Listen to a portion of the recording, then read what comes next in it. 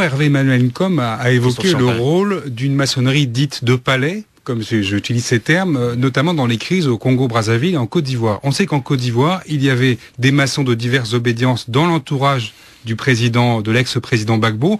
On sait qu'il y en a dans l'entourage de l'actuel président Ouattara. On dit beaucoup que même Guillaume Soro aurait été initié à la Grande Loge nationale française. Alors dans cette crise, les maçons, ils ont été pompiers ou pyromanes? Non, le problème n'est pas, le fait n'est pas d'être maçon.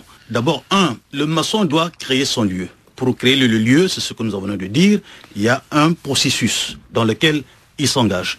Le fait d'avoir reçu la lumière la plus importante pour nous en tant que maçons, c'est pas la physique, celle qu'on voit le premier jour quand on retire le bandeau, mais celle la plus importante, c'est la lumière philosophique. La quête, c'est ça la recherche. Non, mais qu'est-ce que vous pensez, vous, de ces crises? Parce que vous avez beaucoup parlé, vous, de la crise au Congo-Brazzaville dans vos livres, justement. Qu'est-ce que vous pensez de cet état de fait? Moi, je peux vous le dire parce que j'étais au centre de cette médiation maçonnique. Vous savez, vous avez beau être un émetteur parfait, mais si le récepteur ne marche pas bien, vous êtes des hommes de radio, il faut une harmonisation entre l'émetteur et les récepteurs. C'est ce qui s'est passé au Congo-Brazzaville. Mais quelquefois, le récepteur était lui-même maçon. Oui, mais nous n'avons pas eu des maçons en face de nous capables, n'est-ce pas, de privilégier l'intérêt général. C'est ça le problème. Est-ce qu'il y a eu des médiations maçonniques en Côte d'Ivoire, par exemple? Oui, bien sûr, en Côte d'Ivoire, cela a été dit par Alain Bauer. Ça a été, il y a eu des frères, effectivement, ivoiriens qui ont été... Mais le problème reste le même.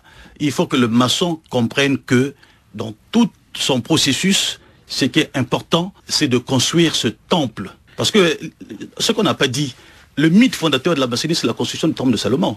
Tout le travail réside là. Mais si vous n'êtes pas conscient de Il n'a pas l'air d'accord, Hervé Emmanuel Ncom. Oui, mais bon, d'abord, la maçonnerie, c'est le résumé de la Grèce antique. Il l'a dit dans son introduction, je crois. La maçonnerie, c'est également la traversée de ce qu'on appelle la culture judéo-chrétienne. Et la maçonnerie y tire, n'est-ce pas, le mythe fondateur, c'est la construction du temple de Salomon. Mais la maçonnerie également, c'est la traversée du XVIIIe siècle. Je crois qu'on va revenir sur cette émission. Si vous êtes disposé, nous allons vous réinviter, et puis on va en parler plus en longueur, parce que je vois que tout le monde est resté un peu sur sa faim, et que les opinions ne sont pas les mêmes. On espère que la GLNF, la Grande Loge nationale française, acceptera l'invitation cette fois-ci, et qu'Hervé Emmanuel Ncom sera sur le plateau pour apporter son point de vue, puisqu'il a l'impression d'avoir été un peu oublié à l'autre bout du téléphone. Merci monsieur, merci d'avoir accepté de participer à ce magazine, et nous vous donnons rendez-vous bientôt. Salut Emmanuel. Salut mes bien-aimés. À bientôt.